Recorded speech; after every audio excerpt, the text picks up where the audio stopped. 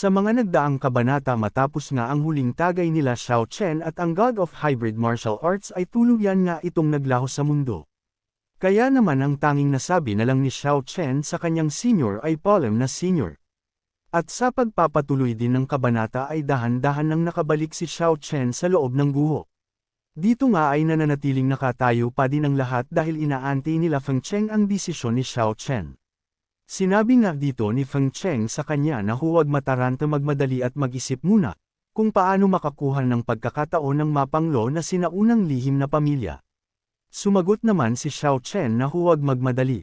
Matapos niyang magsalita ay kinuha niya ang mga batong may matataas na kalidad. Habang ginagawa nga ito ni Xiao Chen ay makikitang nagtataka na si Chun Zonzon sa kanya. Nasabi pa nga nito na para kunin mag-isa. Natatakot ako na hindi nararapat para sa maliit na kapatid na ito na kumilos ng ganito. Bahagyang ang nakaligtaan ni Xiao Chen ang babae sa pagkakataong ito. Kaya naman agad niya itong nilapitan at sinuri ang katawan nito. Nang masuri nga niya ito ay sinabihan niya ang babae na may hitsura naman siya. Subalit sa sinabi ni Xiao Chen ay ikinagalit ito ni Chun Zonzon. Kaya naman agad niyang inatake si Xiao Chen at sabay niyang sinabi na isa kang traidor. Ngunit bago pa man tumama ang kanyang atake, ay mabilis na kumilos si Xiao Chen papunta sa kanyang likuran na ipinagtaka niya. Agad na binigyan siya ni Xiao Chen ng isang atake, na dahilan upang mawalan ito ng malay. Hindi nga tinapos ni Xiao Chen si Chun Zonzon sapagkat may isa itong kakayahan na nakita ni Xiao Chen kanina sa kanyang katawan. Gulat naman si Si Kungleng sa nakita niya at halos hindi siya makapaniwala na sabi pa nga niya na sobrang bilis, at sobrang lakas. Ano ang pinagmulan ng casual cultivator? Sa puntong ito ay unti-unting nauunawaan na ni Si Kungleng kung sino ang kasama nilang casual cultivator. Dagdag pa nga niya na hindi ba't siya ang binata na nagwasak sa pamilyang Wu at ang pamilyang Wang. Sinabi naman ni Xiao Chen na dahil sa natuklasan naman na ako ng iyong kaibigan. Kung ganon ay dapat hindi na siya manatili, takot naman si Si Kungleng kaya naman agad siyang nagtago sa likod ni Feng Cheng. Sinabi naman ni Feng Cheng sa kanyang senior na huwag mo siyang takutin senior si Si Kungleng ay ang aking matalik na kaibigan, hindi niya ipagkakalat ang ganitong bagay. Kinumpirma nga din ito ni Si Kungleng na tama ang sinabi ni Feng Cheng. Napangiti naman si Xiao Chen sa ugali ni Si Kungleng. At sinabi niya na kayong dalawa dalhin niyo si Chun Zonzon at mauna nang umalis. Ipinagtaka naman ito ni Feng Cheng. At gumana ang madumi nitong utak na sabi pa nga niya kay Xiao Chen na senior na intindihan ko na.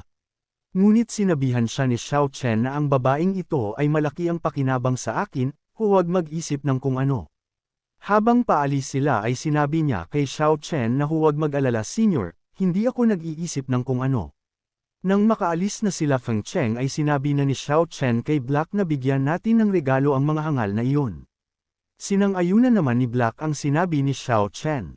Sa puntong ito ay kaya na ni Xiao Chen magbukas ng langit at lupa dahil sa ipinasa ng kanyang senior na pamamaraan na kayang buksan ang langit at lupa. Dito nga ay ginamit agad ito ni Xiao Chen upang mabilis na mapuntahan nila ang mga hangal. Nang matapos nga niya itong may handa ay agad na silang pumasok. Nang makapasok sila sa loob ay nakita nila ang mga hangal na nahihirapan dito sa trap na inilagay ng God of Hybrid Martial Arts. Agad naman na tinanggal ito ni Xiao Chen sa simpleng pagwas-iwas lamang niya sa kanyang kamay. Kaya naman dahil dito ay nakawala ang tatlo sa trap na inilagay ng God of Hybrid Martial Arts. Napatingin naman ang tatlo kay Xiao Chen na sabi pa nga dito ni Liang Tianfei na bata, lahat ba ng ito ay plano mo? Sarkastiko namang sumagot si Xiao Chen na kung sino ang nakakaalam. Tumawa naman si Liang Tianfei sa sinabi ni Xiao Chen at sabay niyang sinabi na ikaw mismo ang Samaire sa pamilyang Wu at Wang. Dagdag pa niya na gusto ko sanang makita kung hanggang kailan ka magpapanggap. Sinabi naman ng isang hangal na siya ay isang casual cultivator lamang. Sinabi naman ni Liang Tianfei na tama siya ang Samaire sa buhay ng pamilya ko. Kinumpirma naman ito ni Xiao Chen na sabi pa nga niya na tama ako iyon. Hindi lang yun. Kinuha ko din ang pagkakataon na maging isang hybrid martial god. Ano sa tingin niyo gusto niyo bang kunin ito? Nagtinginan naman ang tatlo sa sinabi ni Xiao Chen. Sinyalas na kailangan nilang patayin talaga si Xiao Chen dahil sa hindi lang sa galit nila dito subalit na kay Xiao Chen pa ang pamana na gusto din nilang makuha galing kay God of Hybrid Martial Art. Kaya naman agad silang naghanda at nilabas nila ang kani-kanilang mga aura. Sinabi din ni Liang Tianfei na hindi alam ng mga kabataan ang taas ng langit at lupa, at sa tingin nila ay may mga kasanayan sila, kaya sila ay nababaliw at mayabang. Ngayunang araw ay ipapakita ko sa iyo, ang iilan sa amin ay hindi maihahambing sa mga basura ng pamilya Wang at pamilya Wu.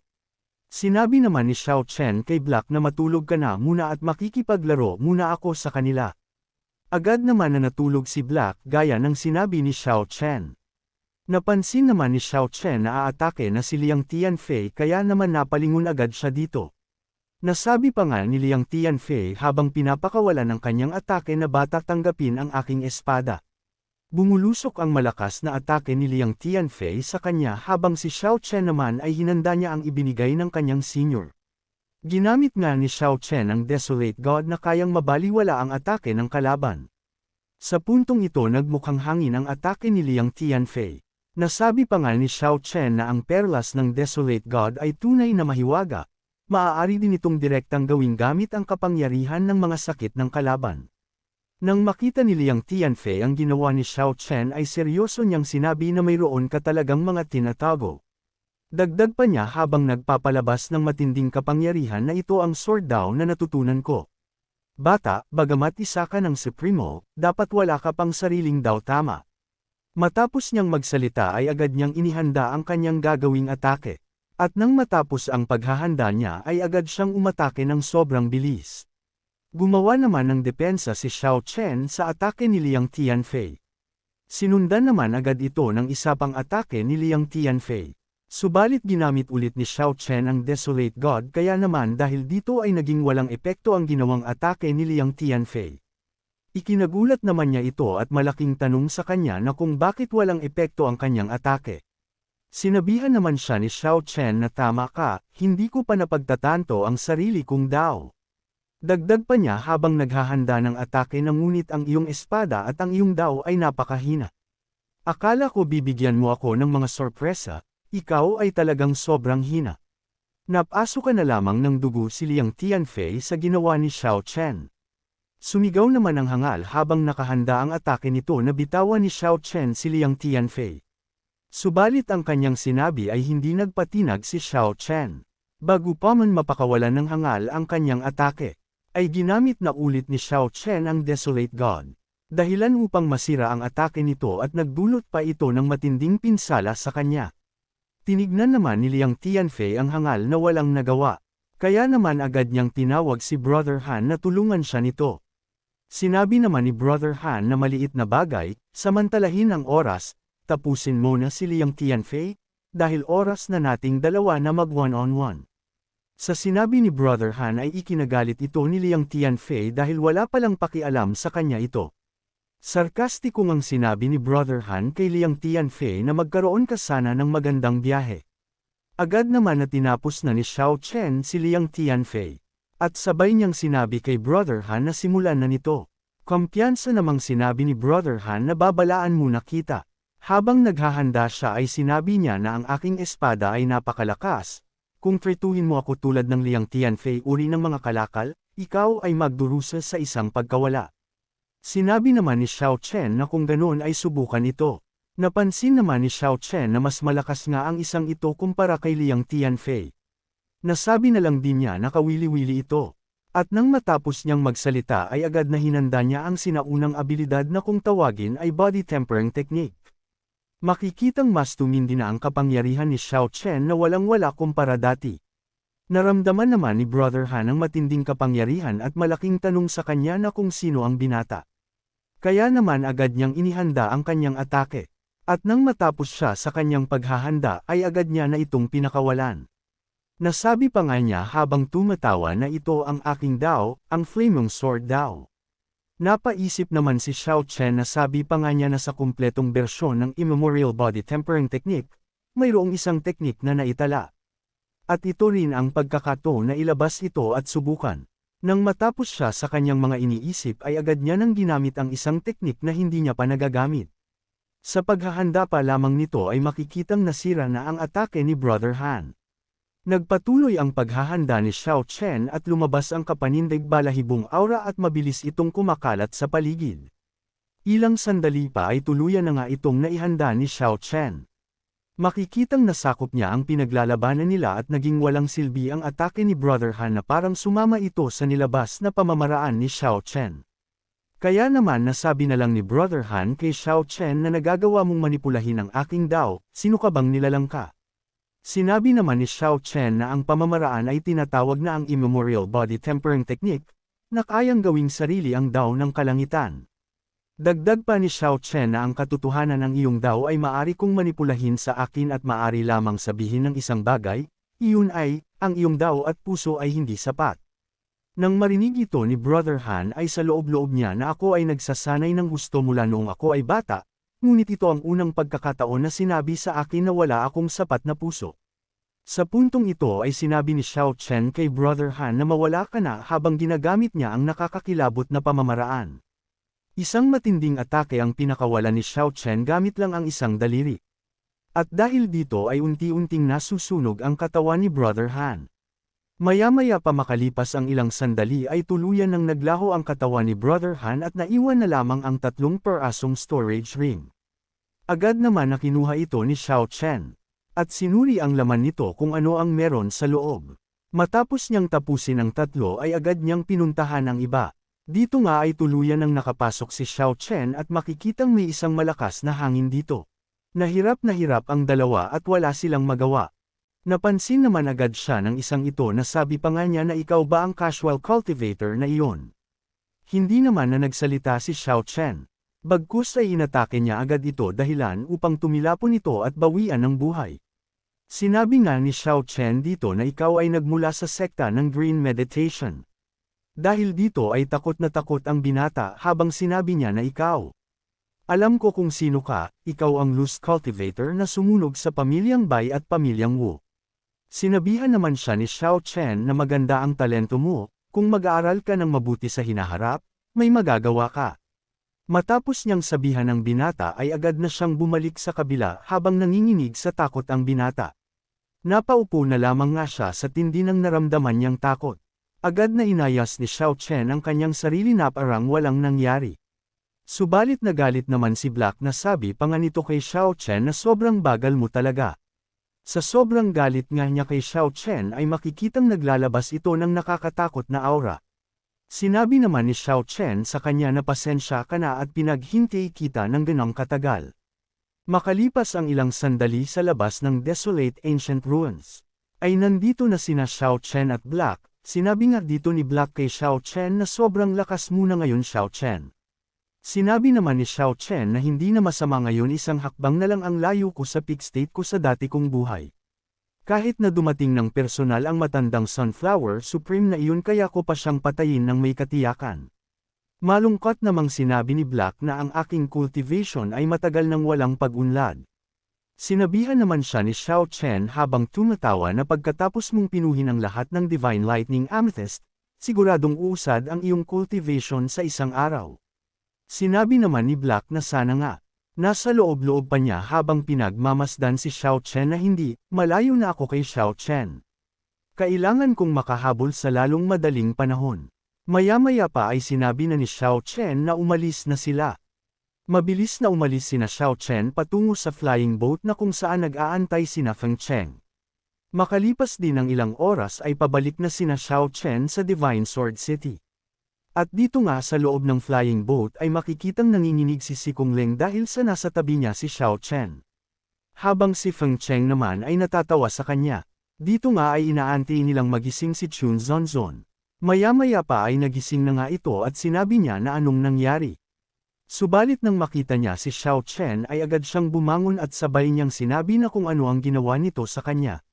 Sinabi naman ni Xiao Chen na ikaw lamang hindi ka karapat-dapat para sa akin.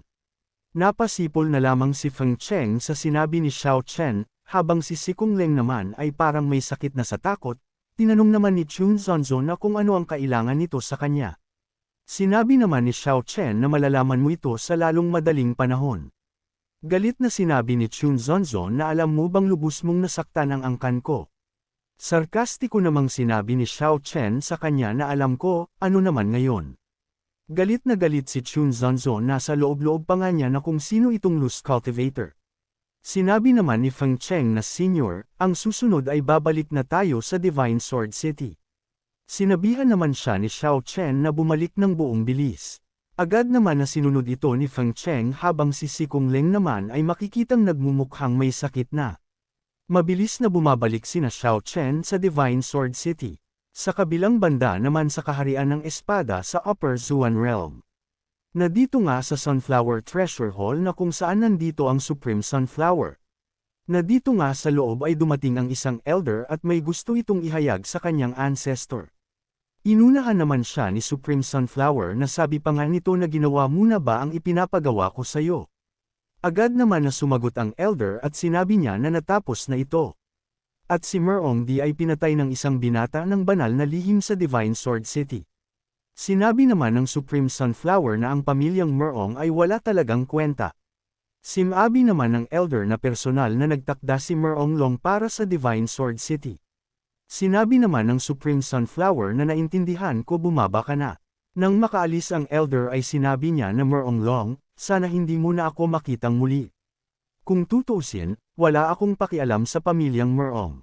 Ganap ko kayong papatayin. Dahil nakarating ka na sa part na ito ay inaanyayahan kita na pindutin ang like at mag-subscribe at i-on ang notification bell.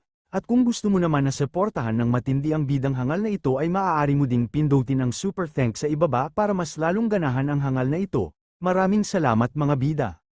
Balik naman tayo sa Divine Sword City na dito nga sa mansyon ng pamilyang Feng. Sinabi nga ni Feng Cheng na ang Green Meditation Sect ang di masusukat na Sword Sect, ang Qin Family, at ang Liu Family, lahat ay nagpadala ng kanilang mga superior upang piliin ang banal na lungsod ng espada. At lumipat na rin ang pinakamalakas na tao ng pamilya Merong. Sinabi naman ni Xiao Chen na mahusay kung ganun, sa pagkakataong ito ay sisirain natin silang lahat ng sabay-sabay. Sinabi naman ni Feng Fei na ayon sa impormasyon, personal na umaksyon si Merong Long sa pagkakataong ito. Si Merong Long ay isa ng kataas-taasang nilalang taon na ang nakalilipas, at ngayon ay mayroon na siyang isang paa sa tuktok ng kataas-taasang kapangyarihan, kaya't hindi tayo dapat maging pabaya. Bukod dito, may mga alingaw-ngaw na si Merong Long ay tila nakakuha ng isang sinaunang banal na hayop. Naging interesado naman si Xiao Chen sa sinabi ni Feng Fei. Dagdag pa ni Feng Fei na sinasabing ang Merong Long ay may sinaunang punso ilang buwan na ang nakalilipas. Nakuha pa niya ang bloodline ng Berdeng Dragon at ang banal na Phoenix dito. Natuwa naman si Xiao Chen dito na sabi pa nga niya na isa itong kawili-wili. Habang si Black naman ay tumulo na ang laway nito nang marinig niya ang Green Dragon at Phoenix kaya naman nang mapansin ito ni Xiao Chen ay naging seryoso ang mukha nito. Makikitang hindi mapigilan ni Black ang pagkasabik na makain ng Green Dragon at ang Divine Phoenix. Habang si Xiao Chen naman ay halos sumabog na sa galit. Kaya naman agad siyang kinuha ni Xiao Chen at sinabihan siya na pigilan ang pintig sa iyong kaluluwa. Sinabi naman ni Black na pasensya na, hindi ako nakapagpigil ng ilang sandali. Sinabi naman ni Feng Cheng sa kanyang ama na isang Merong Long, matandang tatay huwag masyadong mag-alala. Dahil habang nandito si Senior, hindi na kailangang mag-alala sa Merong Long, kahit personal na dumating ang Sunflower Supreme, walang dapat ikatakot. Sa sinabi ni Feng Cheng ay halos mang itim sa takot si Feng Fei. Sinabi naman ni Xiao Chen na tama yan. Ito lamang ay si Merong Long, huwag mag-alala dito. Excited namang tinanong ni Feng Cheng kay Xiao Chen na sabi pa nga niya na Senior, ano ang susunod nating gagawin? Sinabi naman ni Xiao Chen na sandali lang. Nang marinig ito ni Feng Cheng ay nagulat siya dahil ang akala niya ay may plano na ang kanyang senior. Sinabi naman ni Xiao Chen na ako ay Otres sa panahong ito walang sinuman ang pinapayagang makialam nang wala ang aking utos. Lalo na si Chun Liu. Huwag akong istorbohin. Tinanong naman ni Feng Cheng si Xiao Chen na kung paano naman si Chun Zonzon. Agad naman na sinabi ni Xiao Chen na panatilihing itago siya. Agad na umalis sina Xiao Chen at Black upang mag-cultivate sila habang may natitira pa silang oras. Dito nga sa pribadong kwarto ng pamilyang Feng, ay inilabas ni Xiao Chen ang kanyang artifact upang kumuha dito ng magagamit ni Black sa pag-cultivate. Nasabi pa nga ni Black na kay Xiao Chen na bilasan nito. Agad naman na nilabas ni Xiao Chen ang maraming bilang ng Divine Lightning Amethyst. Na agad na sinimulang kainin ito ni Black ng mabilis. Maya-maya pa ay malapit niya na itong maubos. At nang maubos niya ito ay bigla na lamang lumiwanag ang isang mata nito sa noo senyales na nakalusot na ulit si Black sa panibagong antas. Kaya naman makikita na lamang ang itinaas ng cultivation ni Black, na halos nagkaroon ng matinding reaksyon ang kalangitan. Agad naman na umupo na si Xiao Chen upang simulan na rin ang kanyang pag-cultivate. Agad naman na nagkaroon ng reaksyon na kung saan siya nakaupo. Nasa isip-isip pa nga niya na sa panahong ito, kailangan ko ring magmadali at pagsamahin ang aking cultivation. Ang perlas na ito ng Desolate God pati na rin ang makalangit na listahan, kailangan ko rin silang lubos na makabisado sa pinakamaikling panahon. At dito na din matatapos ang ating episode mga bidang hangal, subalit hindi matatapos ang araw na ito nang hindi tayo nag-shoutout, kaya naman shoutout kay Shontel Mahilam, Ricky Mahilam, Lois Samantha, Jinrana Angelita, Jinrana Russell, Mahilam Jacob, Jonas Cheska, Jonas Dandan, Mahilam Rath, Mahilam Rick, Mahilam Rowenimab Atu Helen, Jenrana from Cavite, Rodney Pascual, Kuya Mart TV, Jerzen from Dinagat San Jose, Raul Piga, Lolita Lopez from Orani Bataan, Joel Itora Harreyes. Maraming salamat sa panunood at magkita-kita ulit tayo sa mga susunod na kabanata, kaya naman mangyaring pa-like na lang po.